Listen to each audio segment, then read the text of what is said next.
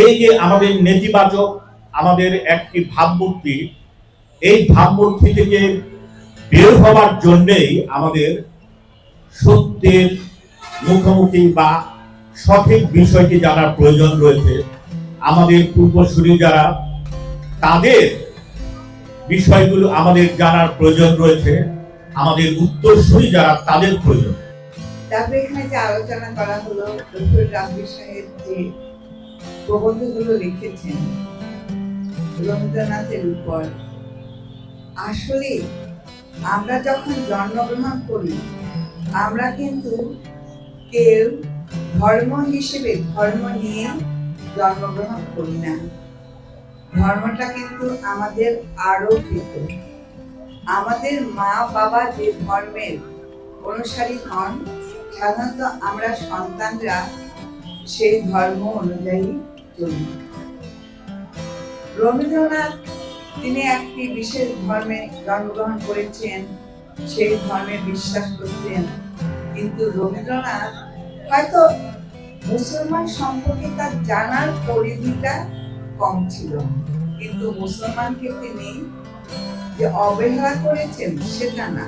হিন্দুদের যে প্রধান ধর্মগ্রন্থ বেদ, বেদের সঙ্গে আমাদের কোরআন শরীফের কি পার্থক্য?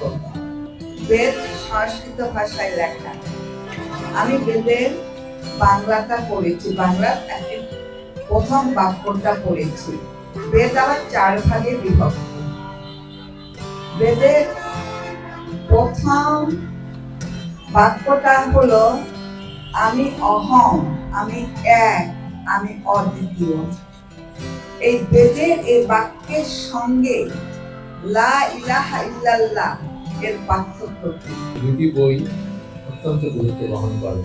প্রথম বইটি সূচনায় লেখক রফিউর রাব্বি যেটা বললেন যে নারায়ণগঞ্জের যে সমৃদ্ধ ইতিহাস, যে ইতিহাস সুপ্রাচীন এবং যে ইতিহাস নানা রকমভাবে বাংলার ইতিহাসের সঙ্গে অঙ্গাঙ্গিভাবে যুক্ত হয়ে বহমান রয়েছে। এই নারায়ণগঞ্জেই যে নদীর ধারাগুলো বহমান, সেই নদী ধারাগুলো তো বলা যায় যে সেই বৈদিক যুগেও আমরা তাদের সূত্রগুলো খুঁজে পাই।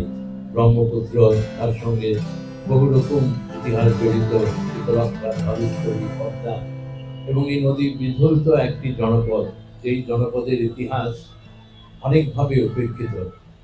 এবং বাংলার ইতিহাস বলতে যখন মুঘল রাজধানী হিসাবে ঢাকার যে গৌরব, 400 বছরের পূর্বে রাজধানী ছিল, সেই উৎসব আমরা বিপুলভাবে উদযাপন করেছি। সেই উৎসবও আমাদের সকলেরই উৎসব।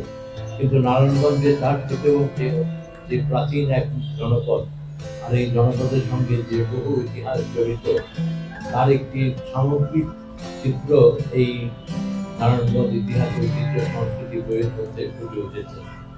এবং যেটা রফিউর রাব্বি বললেন, এর সূচনাটা সুধীজন পাঠাগারকে ঘিরে।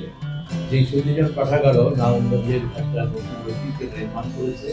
আর যে theory of challenge and response, বা যাকে অ্যাডভার্সিটি থিওরি বলা হয়, যে মানুষের সামনে চ্যালেঞ্জ না থাকলে মানুষ কখনো সুমহান কৃতিত্বের অধিকারী হতে পারে না।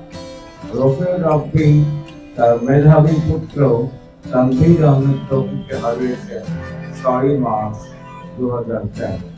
তাকে আমি জিজ্ঞেস করেছিলাম এই বইটি লিখতে আপনার কতদিন লাগবে? 3 বছর। তো বই লিখতে 3 বছর সময় লাগেই, কিন্তু ওই সময় পুত্রশোকে তিনি মুহ্যমান না হয়ে বরং চেষ্টা করেছিলেন আরো সৃজনশীল এবং আরো ক্রিয়াশীল হতে। এবং তার প্রমাণ আমাদের হাতে তার নারায়ণগঞ্জের সংস্কৃতি, তার বইটি একটি আকর গ্রন্থ।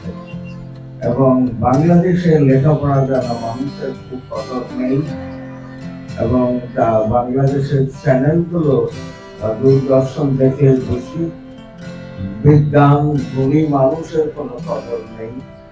কদিন আগে আমাদের ধর্ম উপদেষ্টা বললেন যে দুর্নীতিবাদরাই সমাজে বেশি সম্মানিত হয়। তবে আর একটি কথা বলা উচিত ছিল, তিনি বলছেন হয়তো না বুঝে বলেছেন যে এই দেশে লেখাপড়া জানা মানুষের কোনো প্রবলেম নেই। দুর্নীতিবাদ এবং লেখাপড়া না জানা মানুষের সমাজে সবসময় স্বীকৃতি হয় এবং তারা অনেক সময় অনেক কিছু পায়, কিন্তু যা পাওয়া তাদের উচিত নয়।